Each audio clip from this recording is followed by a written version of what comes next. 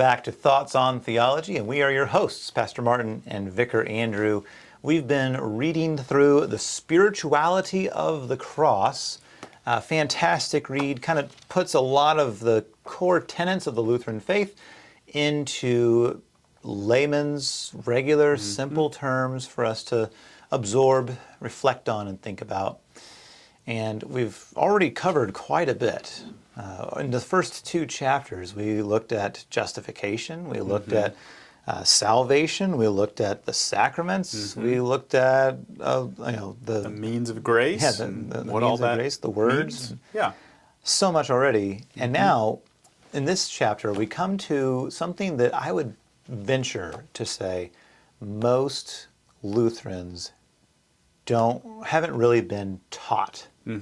At least not using the words. Like the phrases theology of the cross versus theology of glory.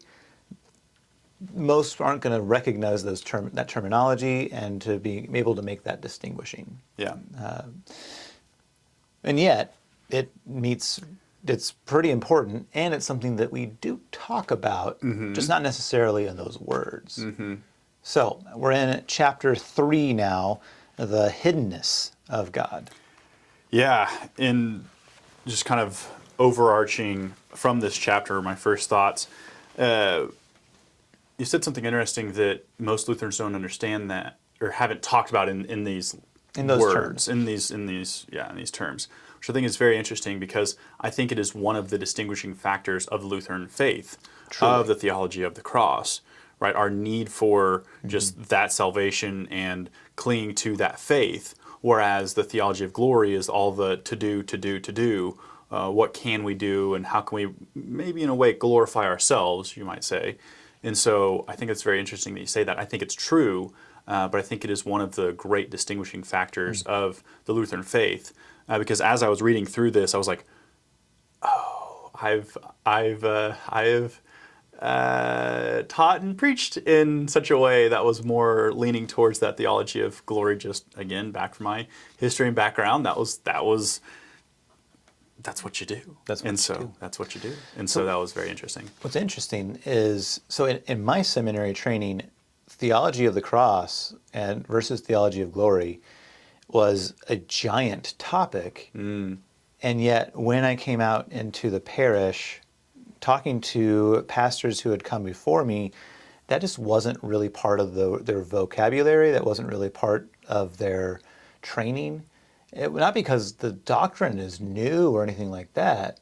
No, they grasped the doctrine, but that phrasing is something that's not new, because Luther talked about that quite a bit, but just the emphasis on that terminology was less even 20, 30 years ago than it is now, and part of that is making that distinction between where do we see, how do Lutherans see the sovereignty of God?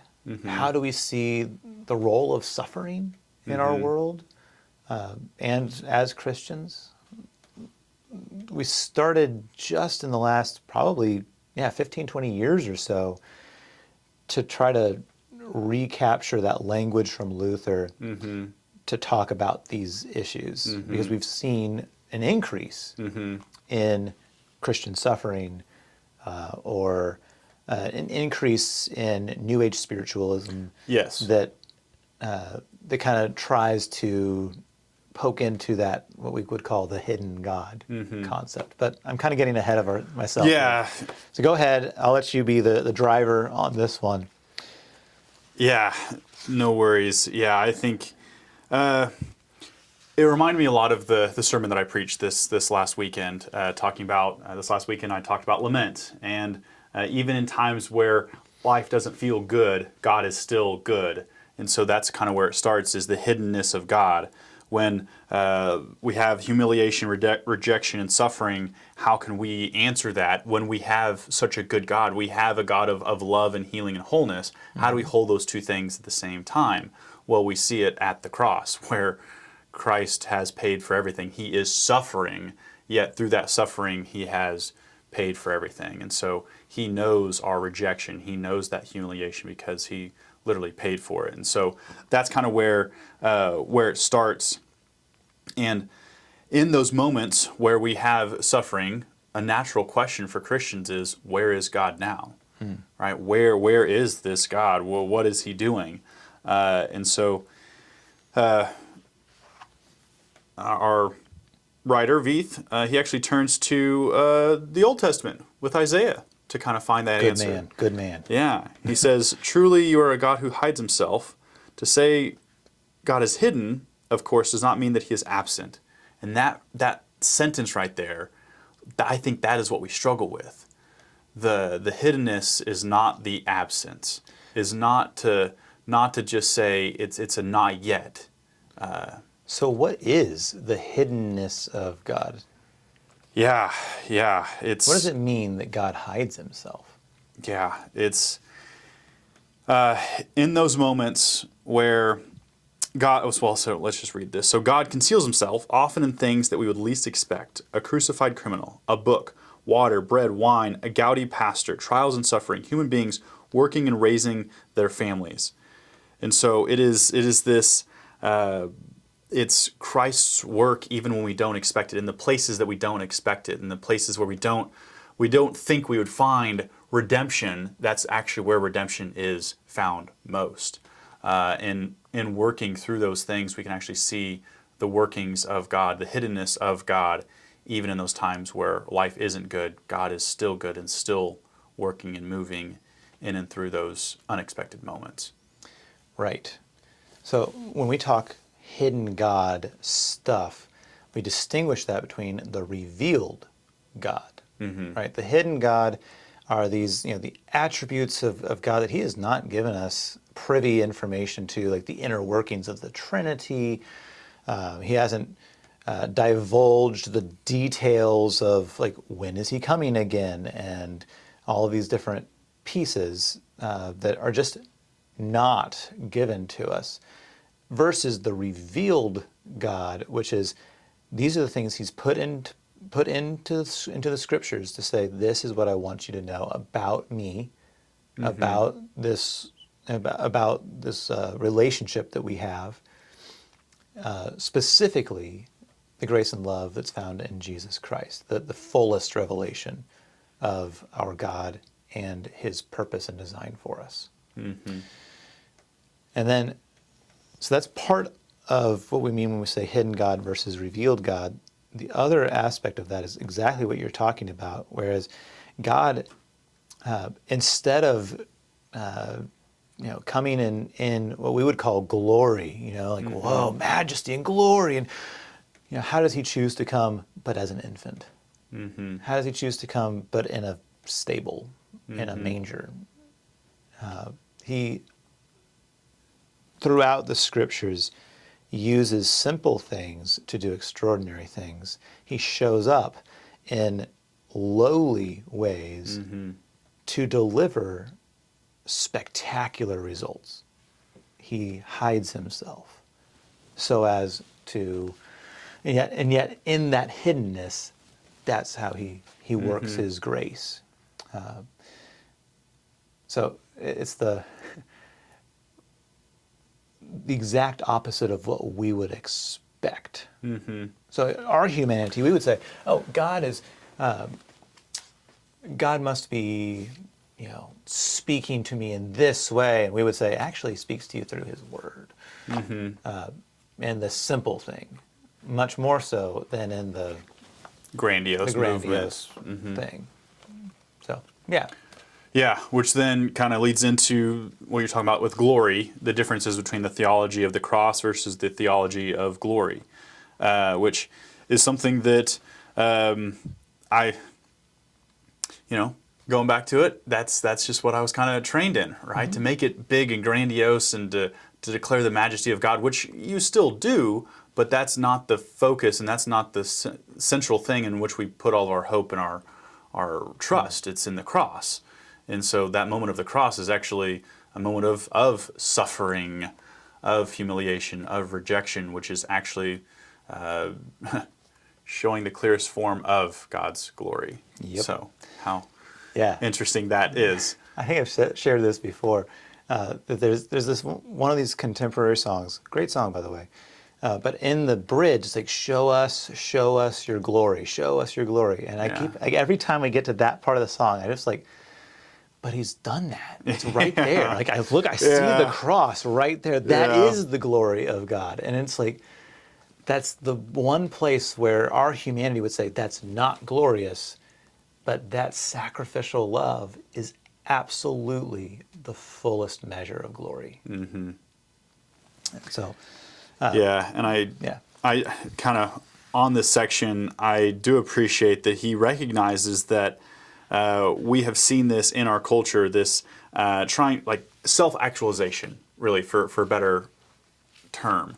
Okay. Just this trying to do all the self-help and the yoga, the pop psychology, the principles of positive thinking, right? All promise empowerment of the self, right? You can raise yourself, which is really New Age spirituality in and of itself. That is kind of the core tenet, is that you can become a God. We are all gods, right? We can all raise ourselves to the level of God by positive thinking or knowing more or by practicing the next self-help guru mantra, whatever it might be. Yeah. So the goal then is to find glory in yourself instead of to trust in the glory that is the cross of Christ, in which He gives us grace and mercy and life everlasting. Yep. It's that self-deification, as he says at the very, very last. Yeah. So then the scriptures in general, their purpose isn't to show us principles of living as much as it is to show us Jesus. The revealed, what He has done for us. It is already realized that the victorious Christian life is actually impossible to obtain in and of ourselves. It is already done for with Christ. And so we look to that and say, well, that's it. And so instead of showing and just making that glorious, grandiose gesture, it's in the simple and actually in the dying that we now live. And so it's kind of paradoxical. It's paradoxical. Maybe it's just opposite of what makes sense to us.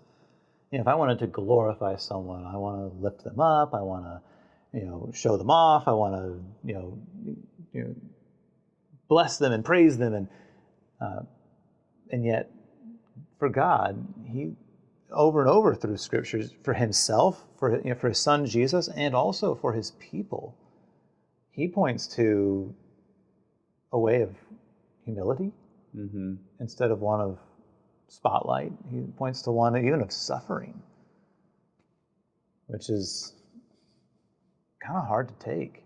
Yeah.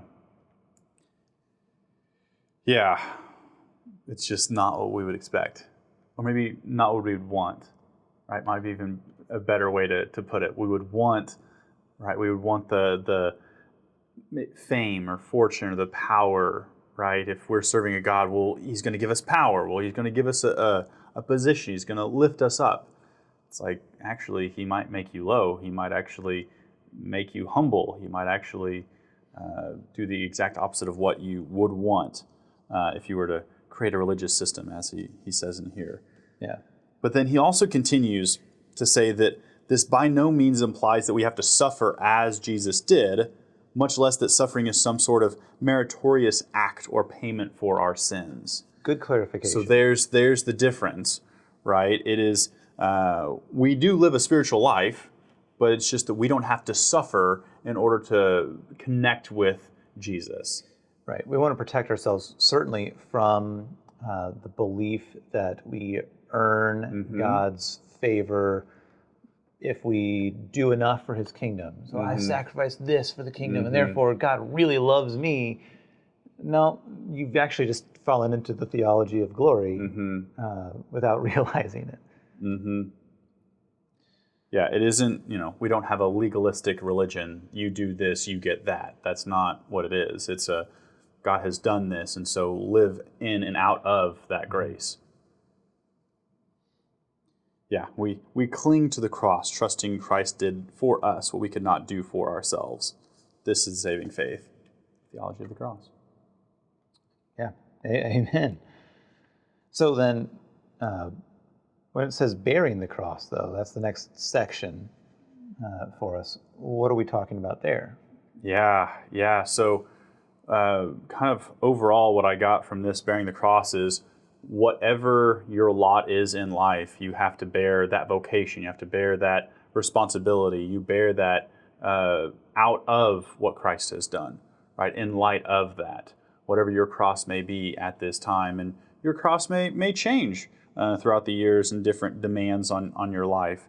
But we can bear that suffering with Christ. But again, not saying that you have to suffer for Christ. It's just whatever suffering will look like in your life, because we will all suffer. Life will kick all of us in the teeth.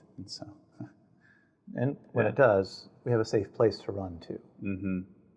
That's the cross of Christ. Mm-hmm. It all goes back to the cross, which is why we're focusing on the theology of the cross. Mm-hmm. That through Christ's suffering, we receive life. And not because of our suffering, but despite our suffering, we know that there is one who has suffered for us and who will bring us into his kingdom.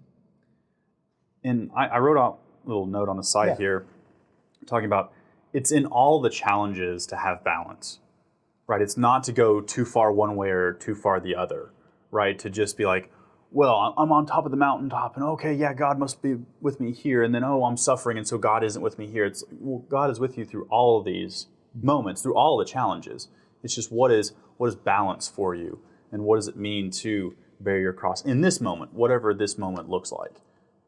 See, I wonder if we live in a time when our chief goal, perhaps even our God, is to avoid suffering. Yeah. Like at all costs, avoid being uncomfortable. Mm-hmm. Whereas the Christian faith doesn't shy away from that and say, well, whatever you do, make sure you're not uncomfortable in this life. Instead, it just realizes and recognizes, I'm going to call a thing what it is. This is bad, and we're going to have to suffer through this because that's the lot that we've been given. This is the situation we now find ourselves in, and God's going to use even this to teach us, to help us trust in him, to grow us, and ultimately will bring us through, yes, even these times, and into his kingdom. That thought it just triggered a lot of things in my head, because I think that's one of the just best, the best gift that the Lutheran faith has given us is the realness, right? The realness in which Christ engages with us, right? It's not in that grandiose, well, I want everything to be comfortable, I want everything to be great, and that's where God is. Well, that's not it may be, but God meets us in the real elements, right? With the means of grace, with real water, with real bread, with real wine. But yet he is in that, right? He's engaging with us in that moment, right? He's bringing the word, the promise to us in that real way, delivering it to us. And also in the suffering that we have in our lives, God meets us there in a real way, right? Wants us to understand and to walk through whatever the problem is, whatever the reality is in your life in this moment, whether that is the mountaintop or the valley. He meets you there in that moment and says, don't try and make this what it's not. Understand the reality, but look towards the cross. That is also your reality, right? That is the truest reality that we all inherit. And so that's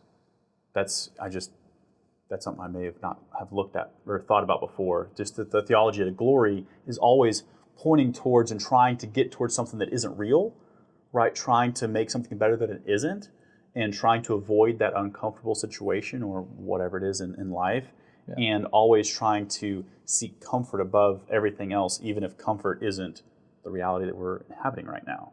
And so the theology of the cross inhabits whatever the reality is right now. Absolutely. In fact, so the doctrine that we would call the theology of the cross versus theology of glory we talked earlier that it comes from the Heidelberg Disputation. And in one of the theses of the Heidelberg Disputation is Luther just says, a theologian of the cross calls a thing what it is. Just, this is what it is. I don't need to try to spiritualize this. I don't need to try to, somehow redeem this situation. I just need to call this what it is and recognize that God's going to work somehow, some way. I don't need to know how, because that's the hiddenness of God. I need to trust that he does, because that's what he's revealed to me. Right? Yeah, that's great. Now, talking about bearing the cross, I know this can go a variety of different ways, but the thought that came to my mind is like, okay, we live in a relatively affluent area. Yeah. What does it look like for someone who is pretty comfortable in this life? What does it look like for them to bear the cross? Yeah.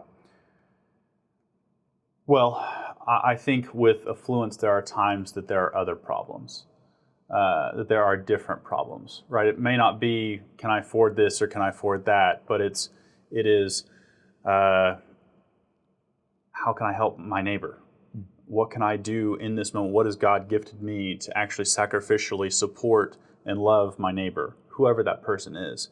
And it also comes with it some of the, different people in your life can have things that others can't, right? They can be lazy, or they can even, it's just like drugs, right? Drugs can be more readily available because there's money to get it. And they can lead a relatively successful life even on that. Or drinking may be a problem, or any other number of problems are still in an affluent neighborhood, but they can be covered up a little bit easier potentially with money. And so what is that cross for them, whatever it might be, right? That's bearing your cross, whatever it is in life.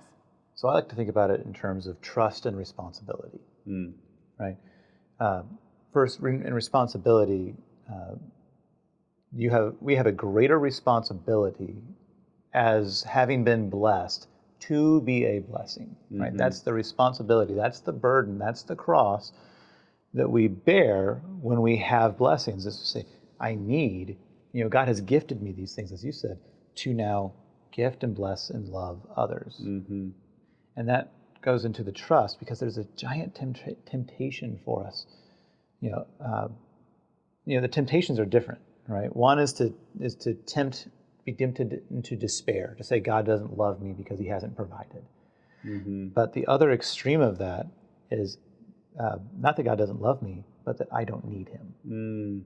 Right? To trust in yourself over always trusting in God and his provision. And so there's it's just a different kind of cross. Yeah. One is I need to humble myself and to know, like, okay, all of this is nothing because I am God's.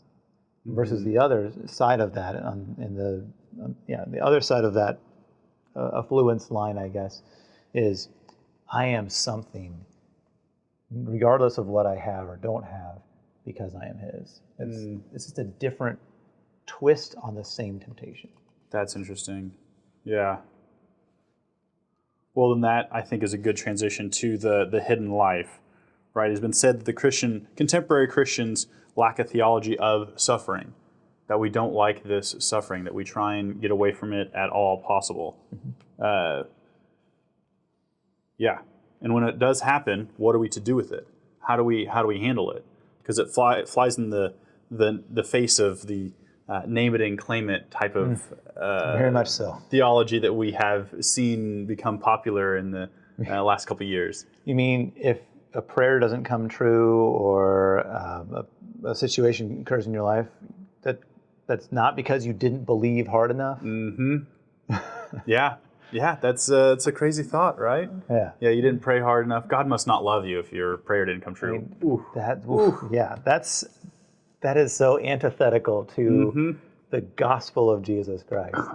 Man, the thing that he does everything for us, and yet we turn that on its head and say, unless I don't pray hard enough for it. And then all of a sudden, where's the onus on? It's on us again, instead of on the God who provides and delivers. Mm-hmm. Yeah. Yeah. Ooh, I did underline this one.